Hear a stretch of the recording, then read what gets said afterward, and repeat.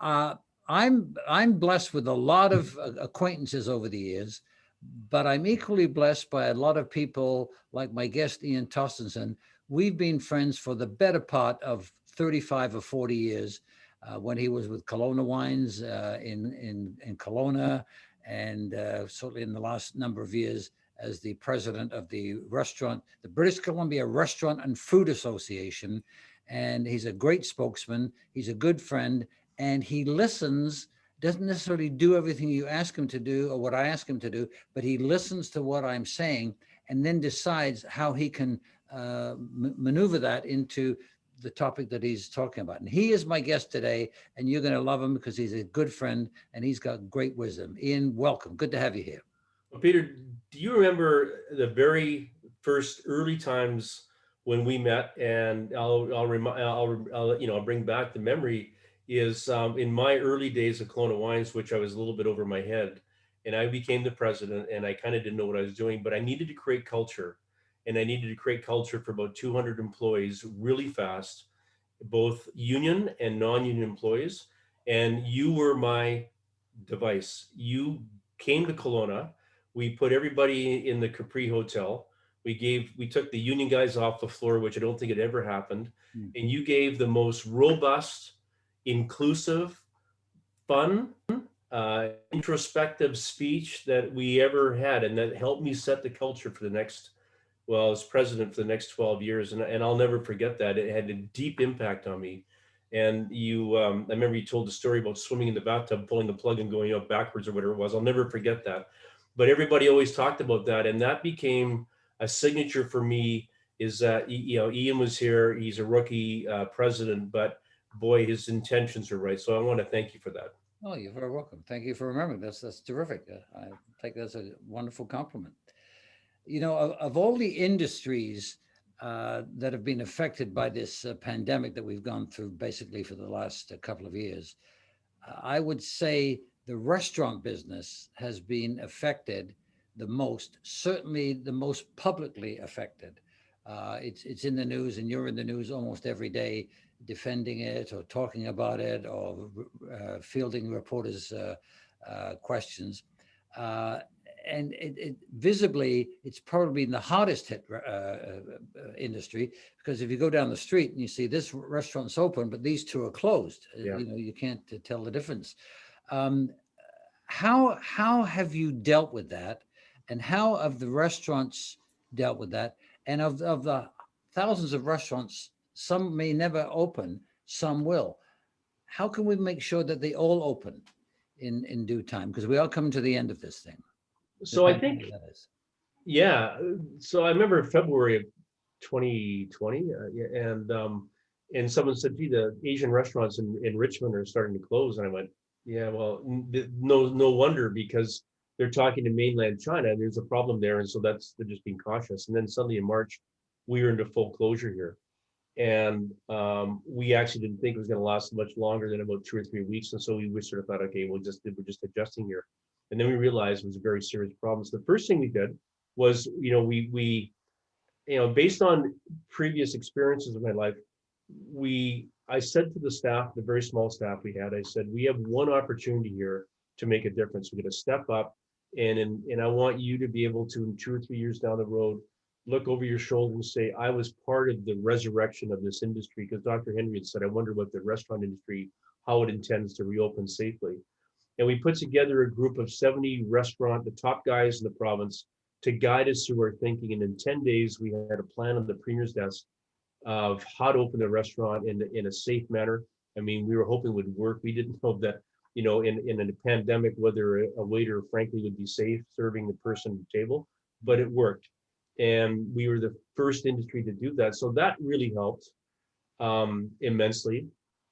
The other thing that we did, Peter, is we left ourselves wide open for any business, and primarily in our business, there's 15,000 restaurants, but 75% of them are small, independent, family-owned businesses.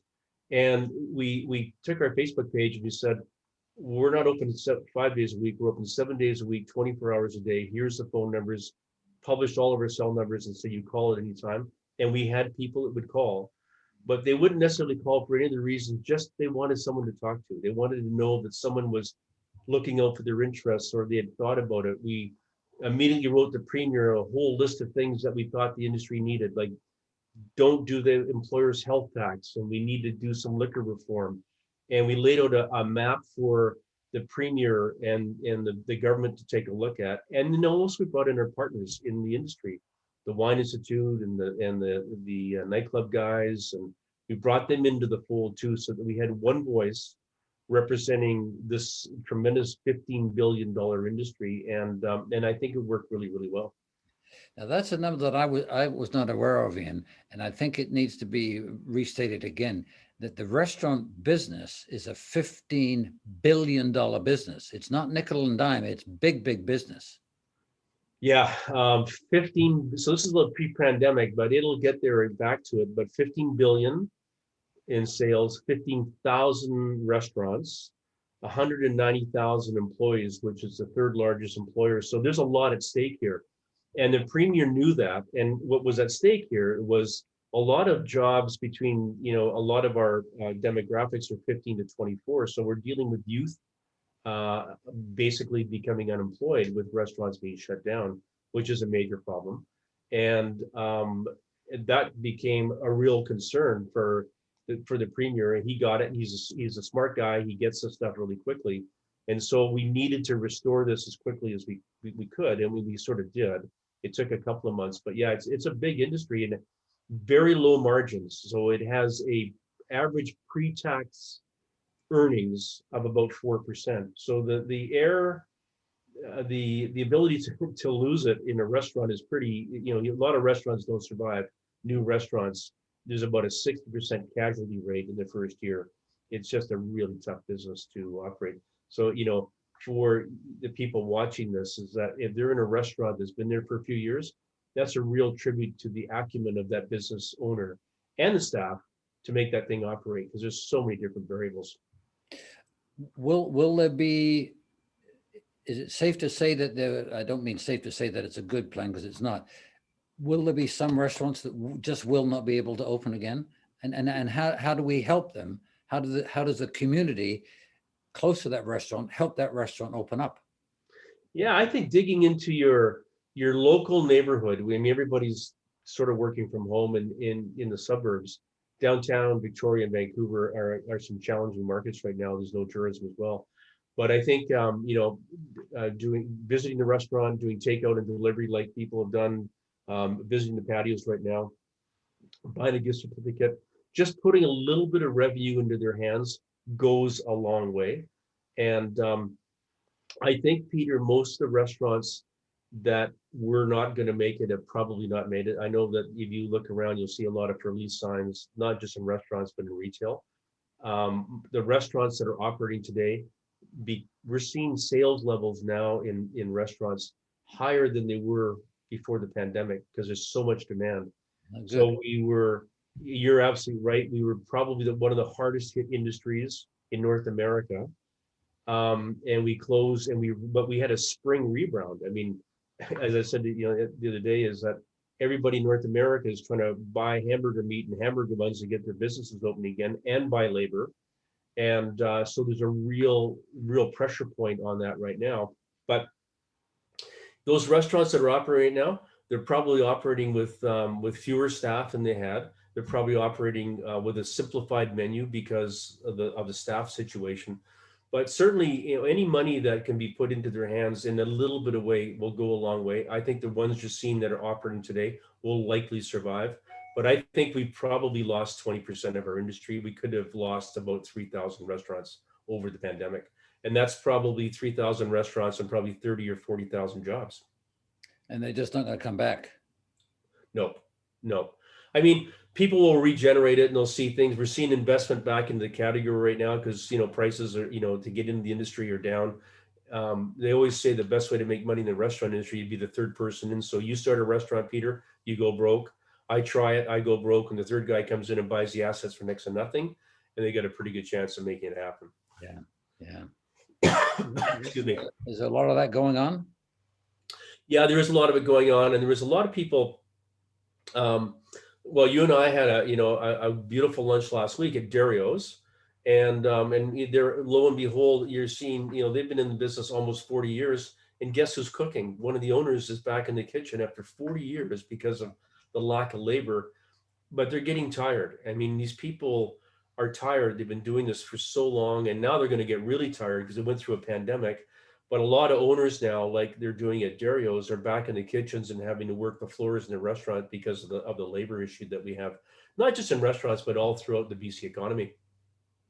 Is there a rule of thumb as to a small restaurant is better than a big restaurant, or does it not make any difference depending on the community they're in? So the food prices for a small independent restaurant are higher than so the chain restaurant, if you will, the one that has multi units, are able to negotiate pricing.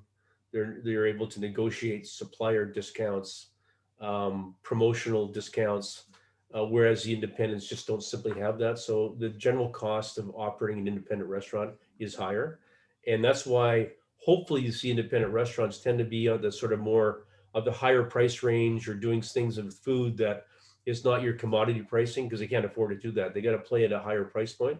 But if you look in Vancouver, there's not a lot of high-end restaurants that exist anymore. Everybody's brought it down a notch. And, as opposed to fine dining restaurants in particular, they're kind of gone. Like you think of John Bishop for many, many years, but that style of dining is not there. But John, probably because he's so smart, probably could have maintained that, but he was tired. I mean, he had done it for so many years. How many nights can you show up as the MC of your restaurant every single night, saying hello to your guests and trying to, that's a pretty arduous task. So we're seeing more of what we call upscale casual, which for the viewers would be more like your Joey experience, your Cactus Club experience. That's where the market is right now. And then you have this sort of the family side, which is your sort of white spot and covering the markets right now. So there's a lot of good room for independence, but you'll notice now there's a lot of independents are doing specialty type things like ramen and specialty products that the big guys don't do very well. So there's room for everybody, but it's hard. There's no question. A lot of people know you as the president of the BC Restaurant Association, but they might not know your history, which has subtly prepared you for occasions such as this. Share a little about us. Well, you lived in Kelowna and worked for Kelowna Wines and worked in Yeah. the industry. Yeah, I was just kind of it's interesting. Only to sort of make a point here. I grew up in Kelowna. My dad was in the tire business, Tostenson Tire. I worked there, and so you always had that work ethic, and I always wanted to jump into things because I always felt that if you got involved and jumped into things and helped organize things, you're better off. So I was quite involved with water skiing, so I got organized with that with the BC Water Ski Association at a young age, and I went into banking after university, and I didn't like that. I worked for the Bank of Montreal, loved them, I still bank with them, but it was so confining. And I one day, the manager had gone away. I was at a branch in Richmond, and this was operating at 6 days a week, and they were having all sorts of problems. So I arbitrarily decided to close the branch for 1 day a week and make it a 5-day operation. And he came back and he said, "What are you doing?" I said, "Well, this is the best way to operate this branch. We can do it more effectively and efficiently." He said, "You can't do that." I said, "Well, but it's better." He goes, "But there's policy and procedures, and it comes out of Montreal, and there's 30 manuals, and you absolutely." I went, "Okay." And I suddenly realized that's not the environment for me. Yeah. And then I got into the wine business. I started as a sales guy, and then 8 years later, I was promoted to president of a public company, a very large public company, and I hadn't a clue what I was doing. I really didn't. I was there because I was always gung ho, enthusiastic. I loved the industry, um, but we were now part. I was with Kelowna Wines, and we were the biggest part of it. But we also had Granville Island Brewing and Potter's Distilling and Pacific Western Brewing, and the company was had lost $12 million. They fired the president. I got a call at home one night from a director for the public company, said, "We're looking for a new president. Do you want to do it?" And Kathy, my wife, said, "What's that all about?" And I said, "Well, they asked me to be the president." She said, "What do you say?" I said, I said, yes. And I said, if I last 30 days, honest to God, I felt this way, Peter, at least I tried. I Yeah. mean, if I failed, at least I tried. I didn't even know how to read a financial statement. I mean, they were the board, and I got in there and I recognized the first lesson was having good people. You know, we had to do what we had to do. We had to right size the company. We made $1 million a year later. We had to make some tough decisions really quickly, or at least I had to, because I was under a test. But I realized that, and the next 12 years or 13 years, I had a core group of people around me that supported me, that trusted me, and that gave me knowledge. And that was a really good run. So that prepared me. We had a strike at one point, which took the soul right out of myself, because I didn't realize how could a union strike against somebody that cared so much. I saw it as a personal thing, but it was just a tactic. We had a financial crisis at one point where the public company, the parent company, went broke, and we were left like, who owns you guys? Well, apparently no one. We were owned by a very flaky Vancouver Stock Exchange company that evaporated overnight. So that was a major problem for our shareholders. And but you go through those things and you learn them. So when it came to this, I had an intuition. You got to step up, and I don't know where this is going to end up, but you got to step up, get into it, and go for it. And people in what I learned again was that people in a time of complete um, uh, um, lack of knowledge, and they were so scared, they were just happy that someone was trying something. Just step up and try to do something, or write a letter to somebody, or talk to the premier. And we started the momentum that way, and that served us very well, because I think that we could have hidden and sort of waited and see what was going to happen and say, well, government will figure this out. No, we took control of that, and I'm really proud of the industry today. The industry has been shuttered a little bit in the Okanagan because they've got some COVID outbreaks. It's basically unvaccinated people, and businesses are closing. And the entire industry has responded so quickly. We put a note out today saying, let's double down on our protocols. Let's make sure every restaurant in the province is doing the right thing from a safety point of view. And it's amazing because that never happened 2 years ago. The collaboration in this industry was like no one talked to each other. And now it's a very well machined, a very well oiled machine. And I just think it's just because we got proactive. And you taught me that over the years, Peter, is you said, I'm just got to do it. You just got to get out there, put yourself into it. And it may not work, but I'd rather be the organization that tried. And thankfully for us, we had some pretty good outcomes. Now, you were involved with the David Foster Foundation as a director for 25 years, and then you were president for 2 years. Yeah. What did you learn dealing with him and his associates that have helped you today with the restaurant? And you were part of that because you're always, and then that's important because you've been part of my whole life, this whole thing, Peter. And I will say this publicly, a very important part of it. And when I'm doing this with you, I feel that I would never want to do this and not make you proud because you've had such an influence. And so the David Foster Foundation, you're always there as well too. You always stepped up to help us. But our job was to raise money for families whose children needed transplants, and that we aided in the financial side of that. So I got involved with David only because I was a complete groupie. I love the music that David produced. I'm a huge fan of like Chicago and Earth, Wind and Fire and all these guys. And I went, there's this guy, David Foster from Victoria, who's the producer. And then suddenly I got a call one day and it said, this is so-and-so, David Foster's doing a big softball event in Victoria. And we need some wine. And I thought, David Foster, that's great. So I said, how much do you need? And they said, well, about 50 cases. I said, no problems. So I'm thinking, okay, I don't know how we do that. So we donated the wine, and that was great. And I remember seeing David from afar. I went, oh, I just want to meet that guy. And so that was year one. And then year two, it happened again. And I remember we went to a reception on the Sunday. There's a big concert, as you know. David would do the softball game, a big concert. And the Sunday we went to an estate in Victoria, and Kenny Loggins was there, and he was singing. And David got on the stage. He said, Now, this is really interesting because Labatt's had put a lot of money into this event. They were kind of the big sponsor, but there was Kelowna Wines with our wine that we donated. And David gets up and said, I don't know this guy, but I've always wanted, and we had created a special label. He said, but I've always wanted to have my name on a bottle of wine, the David Foster Foundation. And I want to introduce you to my new friend, Ian Tostenson. I went, oh my God, like David Foster, my hero. So that's the very first time. And I was so nervous.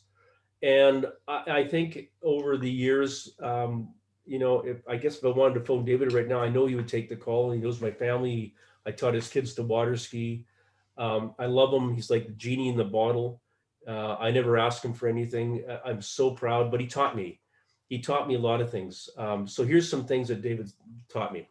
We had a board meeting once. We had a difficult issue to deal with, and he said, as the chair, I don't know the answer to this, and there's people that are a lot smarter than me, and I'm going to go get some answers from them, and I'll come back. And I thought, wow. I remember once Variety wanted David, and I think, Peter, you had called me and said, do you think that David would be able to come up for Variety? I phoned David. He was actually, this is a true story. He was on a plane, and he had just finished taping his life, not mine, the Oprah Winfrey show in Chicago. And he answered his phone, and I said, David, I said, I had talked to Peter. I said that the Variety would like to honor you. And he told the answer. He said, if you're looking for an answer right now, the answer is no. He said, if you give me a couple of days, maybe I'll change my mind. So I thought, okay, that was fair. And eventually it didn't happen right away, but eventually that did happen with Variety. He's a very difficult guy to work with because he'll teach you that if your name is on it, then your name is on it. So if Peter Legge is on the front of the book, which you wrote behind me, that new book, Peter, that's your name. And if my name's on the TV saying, I'm saying this, you better own that, and you better be prepared to make it the very best you can. I learned that from him. I learned he's got a temper. I remember we did a press conference once in Richmond to do the event, and no press showed up except for one guy. And he had Michael Bublé, and he had, who's the judge with America's Got Talent? Howie Mandel. They were in the theater at the River Rock on a Saturday, and there was one guy, I think he was from the Richmond Review, that was there. And David was so mad. He said, how can this be? But there was some other incident that had happened. So I've seen that side of him, but he is generous. He is unrelenting. He's a perfectionist. And the other thing I learned from him is I had the opportunity once, Peter, and I stood up in front of 1,200 people in Halifax. I got to introduce David at a fundraiser in Halifax, and I cried.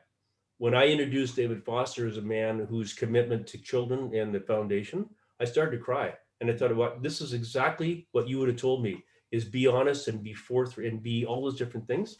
So and I did a couple of introductions with David over the years, and he said to me, that's the best introduction I've ever had in my life. I have all my Hollywood friends. And so I learned that if you're into it, and I had a passion, I still have a passion for the David Foster Foundation, but it was the leader. I love David, and I would do anything for him and follow the leader. You've been around it enough, and he's a very engaging guy, and you get caught up in his the stuff he's doing. So that was a great experience for me. It really was. We've got an audience of about 20,000 people. In your capacity with the Restaurant Association, what can they do individually and collectively, wherever they live in this province, to help this industry? And this is important because this is my last question. Yeah, it's really important that we get vaccinated. I just think that's so important. So if you're connected to somebody in the industry or whatever, if you can do it, it's so terribly important. That's going to be what keeps our industry open for a long time. The second thing is understand that if you go to a restaurant right now, we might be a little bit rocky in our service. We might be a little bit starved of labor. So it might be a bit slow. Your favorite item may not be in the menu. We might even be closed on Monday because we're dealing with labor shortage. So be patient. If you're in a restaurant, tip well. I mean, give your server 20%, 25%. They need it. They are the ones that are laid off for so many months. And I guess the other thing is that If you don't want to go to the restaurant, you can order through third-party delivery companies. You can now buy alcohol at the same time because the government made that change. You can go sit on a patio. You can use your restaurants whichever way you can. But I just think that these business owners have endured so much that a little bit of support, a little bit of revenue, even buying a gift certificate, do a Peter Legge, go to the restaurant and buy a gift certificate, give it to somebody. Those things will really, really help. It's going to take us probably a year or two at least to get whole again financially from this.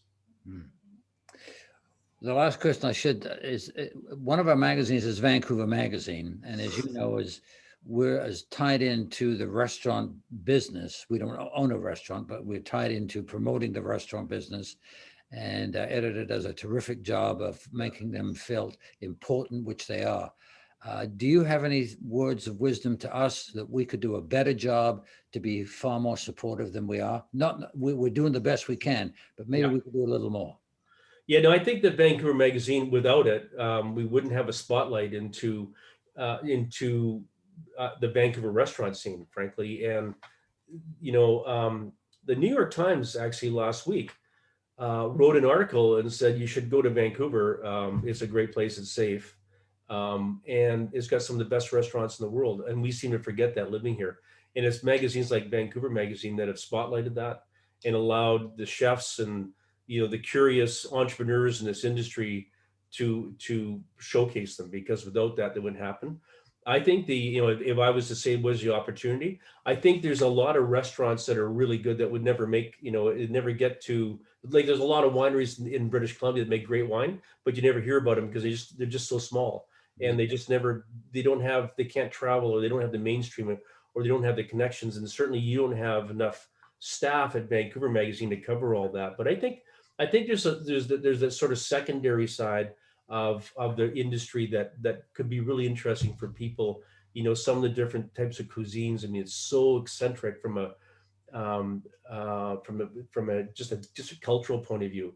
It's so representative of the different cultures in Vancouver. But boy, I tell you, when the Vancouver Magazine comes out, I look forward to it, because I'm so glad it's still here after the pandemic. I mean, I only know what you went through, Peter, with your company to get out the other side, and to see Vancouver Magazine still here is really, really a benefit to our industry. And and it's not just restaurants; it's the wine industry, and the different beverage trends that it's there. So it's a pretty good Bible for people to follow, because as I learned from the wine industry, we're not experts in wine, we're not experts in food, we're just average people, and we are very much guided by recommendations and stories that appear in like Vancouver Magazine to guide us to make better decisions. So thank you for being there for us, and I look forward to even making that relationship stronger in the years to come. Okay, great. My guest has been Ian Tostenson, President and CEO of the British Columbia Restaurant and Food Association, who happens to be a personal friend for a long, long time. But I wanted to have you here because I wanted you to make sure you express the need that the restaurants have in our audience, and encourage people to go and support and have a meal, have a lunch, have a breakfast, have a dinner, have a cocktail, something like that, to keep it strong. We're only strong when we do things together. You're so right, Peter. And I said this several times. Thank you for all you've contributed to me personally, to our industry. I mean, you've stepped up on so many creative ways in my role here, in my role in the wine industry. So thank you for all. You've touched a lot of people in a very, very beneficial way, and me personally. And I'm going to write that book, and I'm going to make you proud. Thank you. God bless you. Thanks, buddy. Bye-bye.